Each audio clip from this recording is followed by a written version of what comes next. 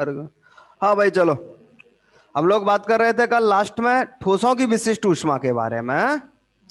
और ठोसों की विशिष्ट ऊष्मा में तीन नियम अपने कल डिफाइन कर रहे थे अपन। तीन नियमों के बारे में हमने बताया था। ये फाइनल की क्लास तो हो गई, टाइम टेबल तो चेंज हो गया। 1 से 2 होती है वो क्लास। 2-3 दिन से टाइम टेबल चेंज है, पता नहीं है तुझे? अब 1 से 2 होती है क्लास। तो अपन तीन नियमों के बारे में डिस्कस करेंगे। सबसे पहला है अपने पास ड्यूलांग पैटिट,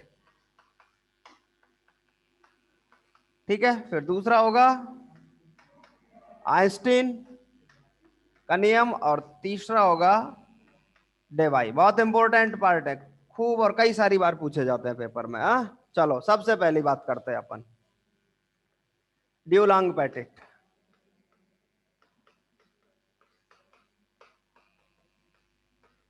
देखो, अपन कल बता रहे थे ये जो ड्यूलोंग पैटिट है, ड्यूलोंग पैटिट ये कहता है कि प्रत्येक जो पार्टिकल होता है किसी भी ठोस का हो, कोई भी पार्टिकल, उच्च ताप पर ठोस का पार्टिकल माध्य स्थिति के दोनों ओर क्या करता है? कंपन करता है। निम्न ताप पर तो ठोस का पार्टिकल स्वतंत्र होता ही नहीं है, तो उच्च ताप पे काम करेगा। मतलब उच्च ताप पर ठोस का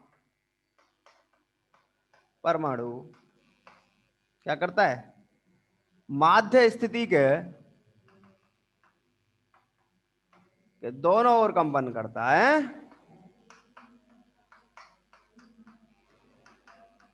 दोनों ओर कंपन। एक बात। दूसरी बात, इसके जो कंपन होते हैं वो सरल आवर्ती दोलक की तरह होते हैं, ठीक है।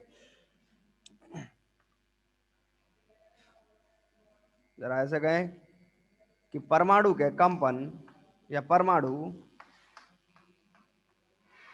सरल आवर्ती दोलक की भांति क्या करता है? व्यवहार करता है, सिंपल हार्मोनिक ऑसिलेटर की तरह। उस सिंपल हार्मोनिक ऑसिलेटर के पास दोनों चीजें होती हैं, गतिज ऊर्जा भी होती है और स्थितिज ऊर्जा भी होती है, ठीक है।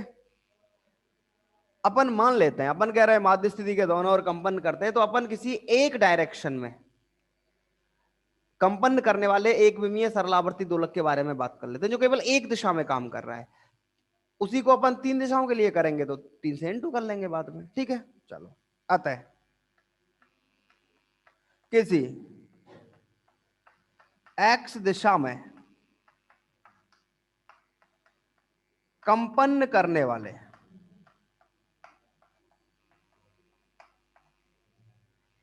One dimensional simple harmonic oscillator, एक विमीय सरल आवर्ती दोलक, one dimensional simple harmonic oscillator के लिए ऊर्जा का मान,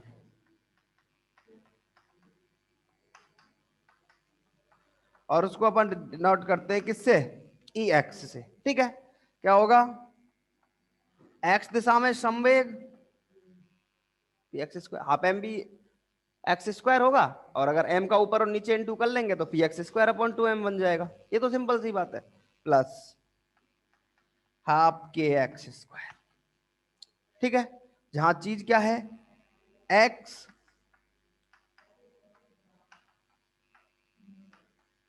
माध्य स्थिति से विस्थापन है कण का, है। अच्छा, के क्या होता है? के को कहते हैं अपन बल नियतांक, ठीक है।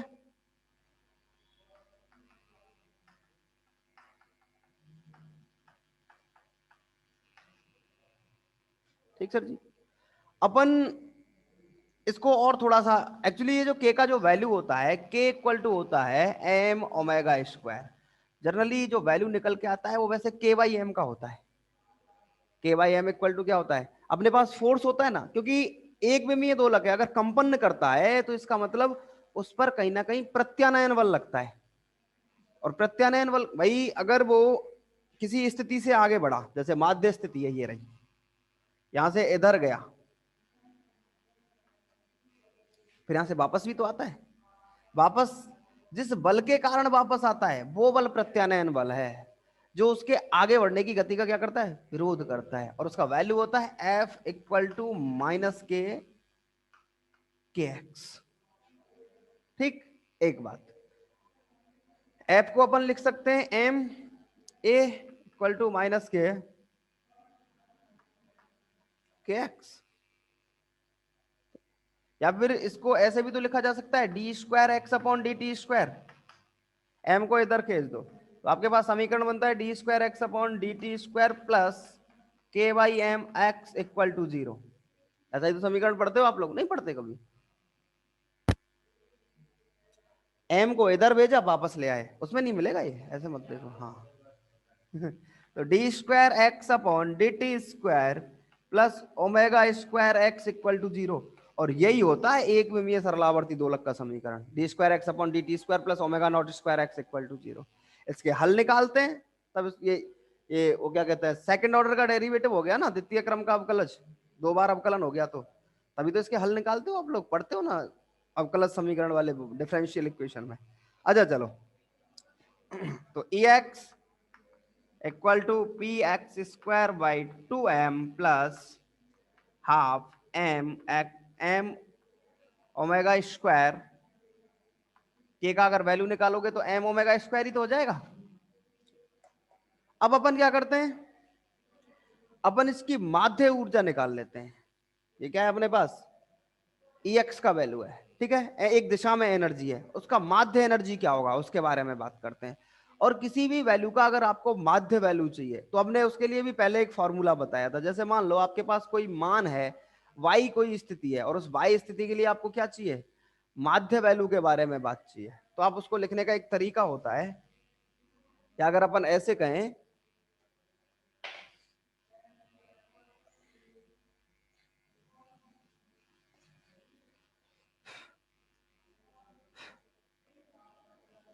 किसी राशि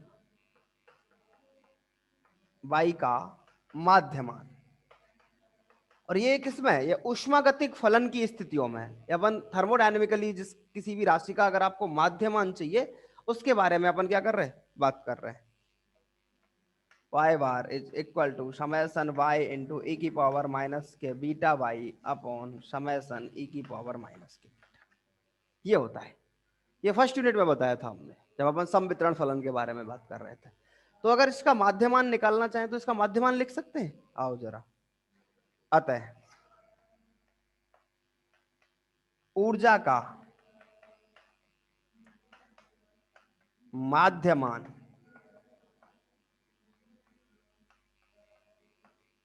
ई एक्स बार चलेगा, summation e x into e की पावर माइनस के beta e x upon summation e की पावर माइनस के बीटा ई एक्स। ठीक है सर जी। अब अपन क्या करते हैं, ई एक्स के 2 पार्ट है हमारे पास, ये है एक, ये है, गतिज ऊर्जा के लिए अलग, स्थितिज ऊर्जा के लिए अलग, 2 अलग अलग पार्टों में इसको क्या कर लेते हैं, डिवाइड कर लेते हैं। जरा आओ। अच्छा अपन ने देखो कल एक और बात कही थी, चलो पहले यहां तक की बात देखो, फिर अपन आगे की बात तो पीछे करेंगे। पहले यहां तक की बात बताओ, बात समझ आई या नहीं आई, बताओ जरा एक बार की।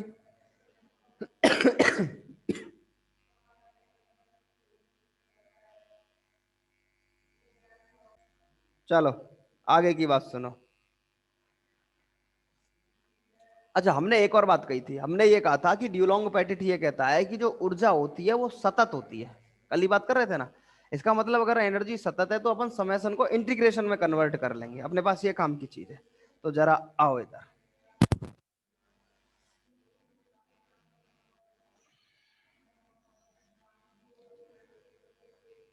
आता है e x bar is equal to, अब देखो ये एक्स है, माध्य स्थिति के इधर भी जा सकता है उधर भी जा सकता है, इसका मतलब माइनस इन्फिनिटी से प्लस इन्फिनिटी, इसकी लिमिट दोनों ही तरफ है, वो माध्य स्थिति के दोनों तरफ, और इधर जाएगा उधर जाएगा, दोनों तरफ वेलोसिटी होता है उसके पास।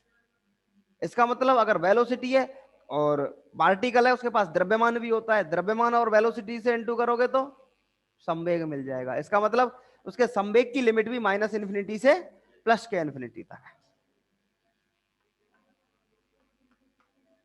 ई एक्स, इसका मतलब अब उस ई एक्स वाले पार्ट में से मैं गतिज ऊर्जा वाली स्थिति ले रहा हूं। ये मतलब P x square by 2m, ठीक है।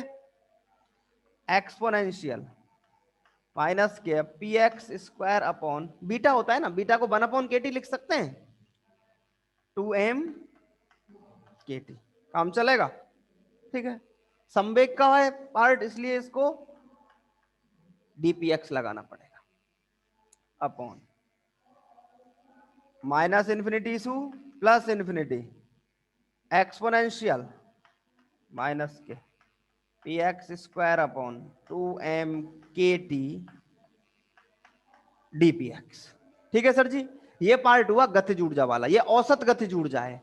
अपन क्या करेंगे, अगर अपन को औसत कुल ऊर्जा चाहिए तो अपन औसत गतिज ऊर्जा प्लस औसत स्थितिज ऊर्जा से लिख देंगे उसको, प्लस माइनस इन्फिनिटी से प्लस इन्फिनिटी। अब दूसरा पार्ट किसका बचा, half M omega square x square का, बोलो नहीं बात समझ आई भाई। अपने पास ई एक्स का जो वैल्यू है वो दो पार्टों में है, ये अरे यही तो है जी, e x p x square upon 2m plus half M omega square x square. तो एक बार में तो इसके औसत मान लिख लिए हमने, ये गतिज ऊर्जा का औसत मान है, ये है क्या गतिज ऊर्जा का औसत मान, और ये क्या है स्थितिज ऊर्जा का औसत मान। दोनों के औसत मानों को जोड़ देंगे तो अपन को कुल ऊर्जा का औसत मान नहीं मिल जाएगा। मैं वही कर रहा हूं, बस मेरा काम वही करने का है। आ जाओ, एक्सपोनेंशियल माइनस के m omega square x square upon 2m k t, 2 kT not m k t, m तो है आएगा ही नहीं, 2 ही है ना, हाँ, dx अपॉन माइनस इन्फिनिटी से प्लस इन्फिनिटी एक्सपोनेंशियल माइनस के m omega square x square upon 2 kT dx। काम चलेगा सर जी।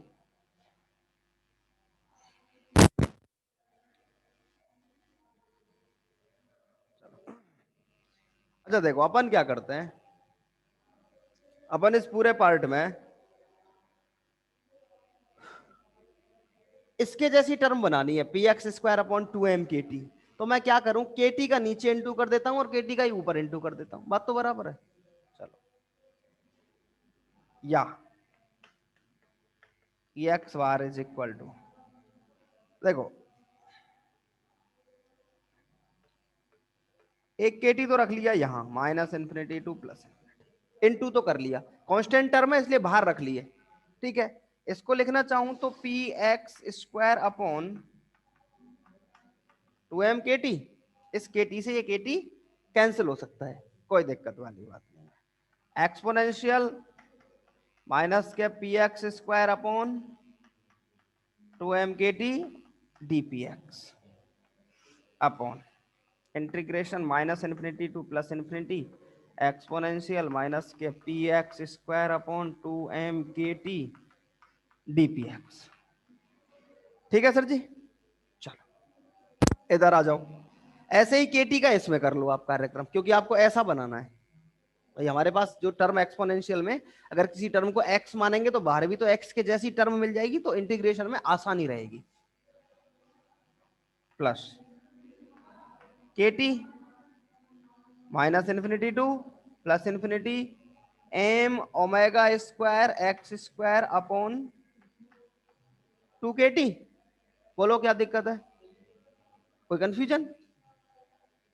एक्सपोनेंशियल माइनस के m omega square x square upon 2 kT dx upon minus infinity to plus infinity m exponential minus के m omega square x square upon 2 kT dx। अपन क्या करेंगे, इस term को मान लेंगे एक पार्ट, तो एक पार्ट इस टर्म को मान लेंगे, तो उसके जैसा एक क्या बन जाएगा हमारे पास, इक्वेशन बन जाएगा। ठीक है, देखो जरा ये बात पहले।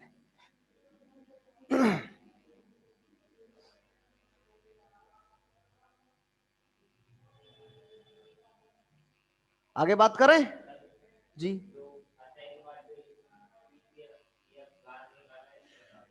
अरे भाई मेरे पास EX का वैल्यू ये है या नहीं है?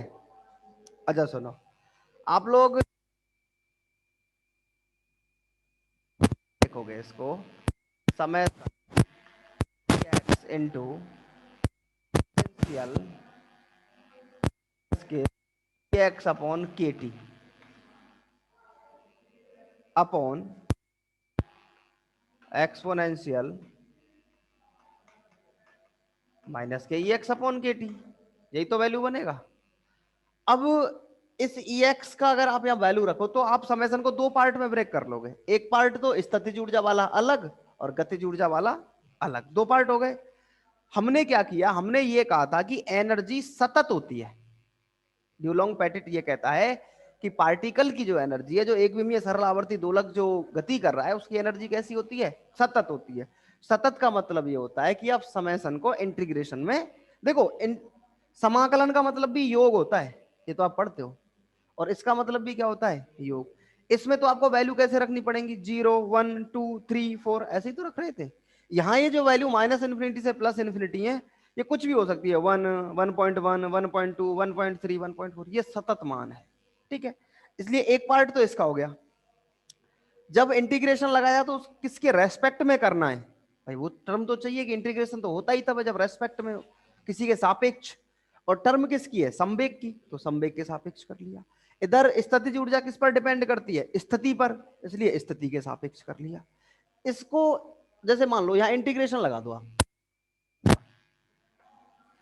एक टर्म तो ये हो गई, ये गतिज ऊर्जा की स्थिति है, ये गतिज ऊर्जा का ही फंक्शन है, ये उसके जैसा उसकी तर्ज पे है, ये स्थितिज ऊर्जा की तर्ज पे है। ठीक है, अब जरा अपना काम क्या है, अपन इसको थोड़ा सा और एडजस्ट कर लेते हैं। चलो देखो जरा, अब अपन मान लेते हैं कुछ, माना ये जो टर्म बनी है P x square upon 2m/kT, इसको अपन कुछ भी मान लो आप, y मान लेते हैं, x की टर्म तो चल रही है इसके साथ, इसलिए इसको y मान लेते हैं जैसा अपन ने माना हुआ है। ठीक है, अपन को क्या चाहिएगा, इसका जरा जब इसको सॉल्व करोगे या इसका अगर अवकलन करें तो 2px dpx is equal to dy, नहीं होगा? इसका मतलब जब आप dpx का वैल्यू रखोगे तो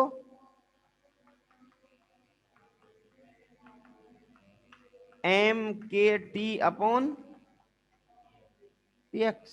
ठीक है, यही टर्म dpx की जगह नीचे इसमें बनेगी,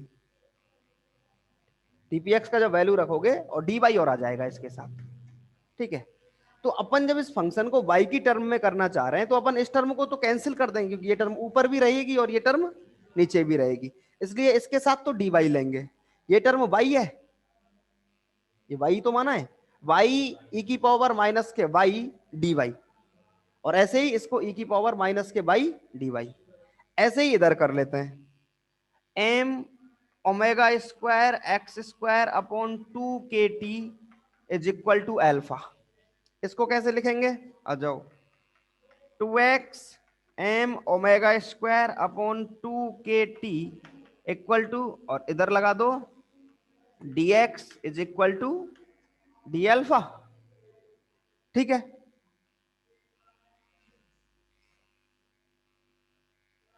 अरे ऊपर ऐसा कुछ लिखा नहीं है भाई, ज्यादा टेंशन मत लो, ऐसा कुछ नहीं लिखा ऊपर। हाँ, तो अपन को क्या चाहिए फिर, dx का वैल्यू चाहिएगा, और dx का वैल्यू क्या हो जाएगा, 2 से 2 cancel, kT upon x m omega square D alpha. ये dx का वैल्यू है, ये यहां भी होगा, ये यहां भी होगा। अपन इसमें से क्या कर देंगे, ये वाली टर्म तो हटा सकते हैं, अपन डी अल्फा की टर्म रख लेंगे, क्योंकि पूरा फंक्शन हमारे पास अल्फा में हो जाएगा। ठीक है, तो अपन यही काम कर रहे हैं। अब देखो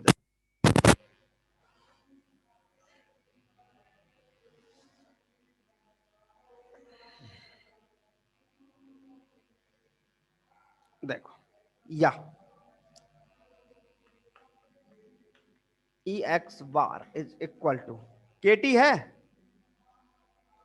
के टी ये इंटीग्रेशन है minus infinity to plus infinity, उससे तो कोई भी फर्क नहीं पड़ेगा। आप पी एक्स माइनस इन्फिनिटी रखो तो माइनस इन्फिनिटी आएगा, प्लस इन्फिनिटी रखो तो प्लस इन्फिनिटी आएगा, माइनस इन्फिनिटी से प्लस इन्फिनिटी। चलो ये हो गया वाई ए की पावर माइनस के y upon minus infinity to plus infinity e की पावर माइनस के y d y plus k T integration minus infinity to plus infinity alpha e की पावर माइनस के alpha d alpha upon minus infinity to e की power minus के alpha D alpha. ठीक है, अब मैं क्या करता हूं, इस टर्म में थोड़ा सा और चेंज कर लेते हैं। वो चेंज क्या है, ये जो बाई और अल्फा है ना, एक तरफ बाई बन रहा है, एक तरफ क्या बन रहा है, अल्फा बन रहा है। ठीक है, अपन क्या करते हैं, ये बाई है, इसको ऐसे लिख लें, मतलब बाई की पावर 1/2 इंटू बाई की पावर 1/2, और उस एक बाई की पावर 1/2 को मैं नीचे ले आता हूं, क्योंकि देखो लिमिट भी सेम है, जिसके रेस्पेक्ट में कर रहे हैं वो बात भी सेम है, इसलिए फंक्शन में तो कोई अंतर ही नहीं है। तो मैं इसको अगर ऐसे लिख दूं, e x bar is equal to k T minus infinity to plus infinity y की पावर 1/2 ई की power minus y d y upon minus infinity to plus infinity y की पावर माइनस के 1/2 ई की power minus के y d y. काम चलेगा,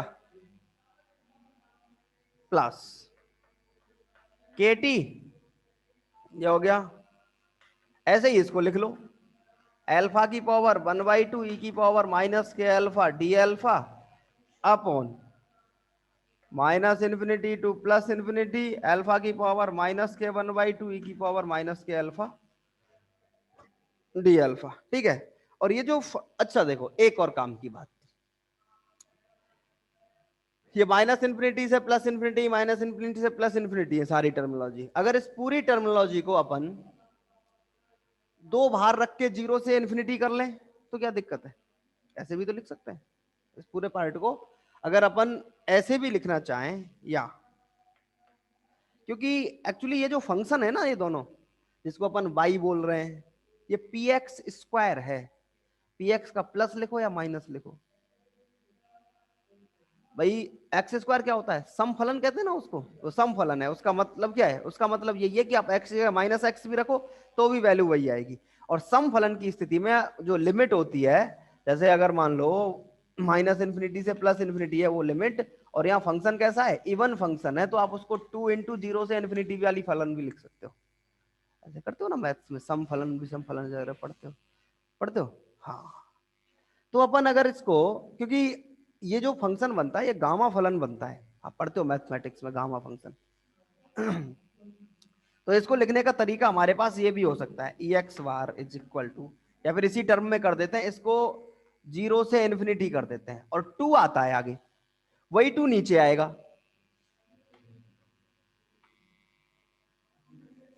वही 2 यहां आएगा 0 से इन्फिनिटी, और वही यहां आएगा। तो ये 2 तो सारे क्या हो जाएंगे, कैंसिल हो जाएंगे आपके पास। अब आपके पास जो टर्म बची वो ये बची, जीरो के टी 0 से इन्फिनिटी वाई की पावर 1/2 ई की पावर माइनस के वाई डी वाई। अपने पास जो गामा फंक्शन होता है, गामा फंक्शन को लिखने का एक तरीका होता है, जैसे गामा टी लिखना है अगर अपन को, गामा टी क्या होगा, 0 से इन्फिनिटी एक्स की पावर t-1 e की power minus x D x. अगर अपन इन सारी टर्मों को इसके साथ अगर कंपेयर करें, देखो e की पावर माइनस के वाई डी वाई ये तो इसके जैसा ही है, e की power minus k x D x के जैसा, तो कोई अंतर नहीं, वो तो जिसके रेस्पेक्ट में उसको लेना पड़ेगा। ये y की पावर 1/2 है, ये x की पावर t माइनस 1 है। इसका मतलब कुछ ऐसा नहीं लग रहा कि इस वाले फंक्शन में t माइनस 1 का मतलब 1/2 है, तो t का मतलब 3/2 हो गया। इसका मतलब ये जो फंक्शन है पूरा, ये गामा 3/2 है। ये पूरा फंक्शन क्या है? गामा 3/2। अच्छा जरा इधर देखो, ऐसे ही ये भी गामा 3/2 ही होगा, क्योंकि यहाँ क्या है, ये 1/2 का मतलब t माइनस 1 है, तो ये फंक्शन भी गामा t हो जाएगा। ठीक है, इसको देखो, ये क्या है, t माइनस 1 का मतलब है माइनस के 1/2, और दोनों टर्म तो ऐसी हैं जैसी ये, वो तो x के रेस्पेक्ट में हो, y के में हो, z के में हो, किसी के में, उससे तो कोई फर्क पड़ना ही नहीं। इसका मतलब t का वैल्यू 1 माइनस 1/2 हाफ, मतलब गामा टी, अपन को गामा की जगह वही वैल्यू रख देते हैं बस। तो जरा आओ, e x bar is equal to k T gamma 3/2 upon gamma plus इधर भी के टी है, गामा अपॉन गामा 1/2। अपन को सॉल्व करना है ये फंक्शन। जब अपन गामा फंक्शन को सॉल्व करते हैं, जैसे गामा 3/2 है, ठीक है, जैसे गामा टी है, अगर आपको गामा टी को सॉल्व करना है तो उसको लिखने का एक तरीका है उसको लिखा जाता है T minus 1 gamma T minus 1, ऐसे ही लिखते हो। गामा टी को जब सॉल्व करते हो तो नहीं लिखते ऐसे, एन अगर गामा एन लिखते हो तो n minus 1 gamma n minus 1, वो तो एक ही बात है, उससे तो कोई फर्क नहीं पड़ता। जरा इसको सॉल्व करो, के टी इंटू गामा 3/2 को सॉल्व करोगे, 3/2 माइनस 1 1/2, और गामा अपॉन ये गामा 1/2 प्लस के टी, यही टर्म इधर आएगी,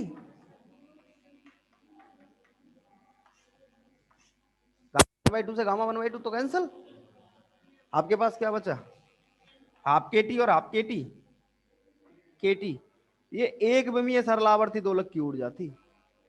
लेकिन ठोस का पार्टिकल है, कहीं भी गति कर सकता है तीनों दिशाओं में, अगर तीनों दिशाओं में गति करेगा तो एनर्जी कितनी आ जाएगी चलो जरा 1 मिनट और रुको, देखो जरा, चूंकि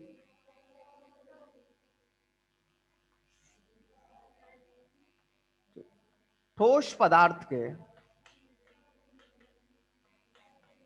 कण की स्वातंत्र कोटि, डिग्री ऑफ फ्रीडम कितनी होती है, 3 होती है, ठीक है। और अगर पार्टिकल एन हो तो 3n हो जाएगी। ठोस पदार्थ के एक कण की स्वातंत्र कोटि कितनी है, 3, इसलिए n कणों की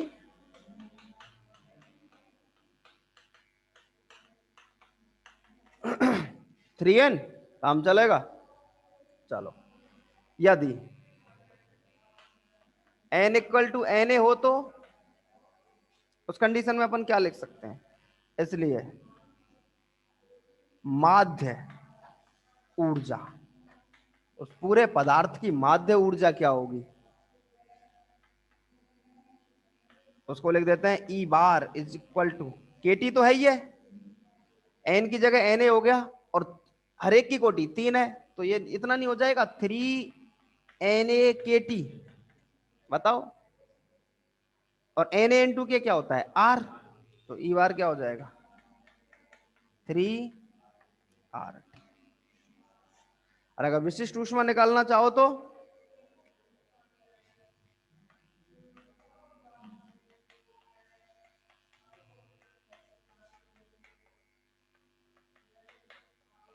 del e upon del t होता है, तो सीवी का वैल्यू हो जाएगा, आर का वैल्यू होता है 8.31, ठीक है। अगर 8.31 है वैल्यू तो सीवी का वैल्यू, अच्छा देखो आर का वैल्यू अगर फिक्स है तो इसका मतलब सीवी का वैल्यू भी फिक्स होगा। इसका मतलब क्या हुआ? इसका मतलब ये हुआ कि ये जो ड्यूलोंग पेटिट का नियम है, उच्च ताप की अवस्था में विशिष्ट ऊष्मा के नियत मान को बताता है और उच्च ताप पे काम करता है। निम्न ताप के बारे में कोई जानकारी नहीं है। हमने कहा था निम्न ताप पर ठोस का पार्टिकल स्वतंत्र नहीं होता, ये केवल उच्च ताप पे काम करता है। उच्च ताप पर पार्टिकल कंपन करने लग जाता है। ठीक है, वैल्यू अगर आर का वैल्यू 8.31 होता है, जूल पर मोल केल्विन होता है, तो सीवी का वैल्यू निकाल लो 24.93, और ये मान कैसा है? नियत है। तो हम लिखना है हमने कि जो ठोस का जो कण होता है या ठोस पदार्थ जो होता है, ड्यूलोंग पेटिट ये कहता है कि उच्च ताप पर इसके लिए विशिष्ट ऊष्मा का मान क्या होता है? नियत होता है। निम्न ताप परास पर कोई मान नहीं होता। ठीक है, चलो जरा देखो एक बार की इसको, फिर आगे बात करते हैं। हाँ, वो फर्स्ट ईयर में होगा, वो मैथ्स में पढ़ते हो आप लोग गामा फंक्शन। मेरा कहने का मतलब ये है देखो जरा फटाफट से, फिर अपन अगले पार्ट के बारे में बात करेंगे।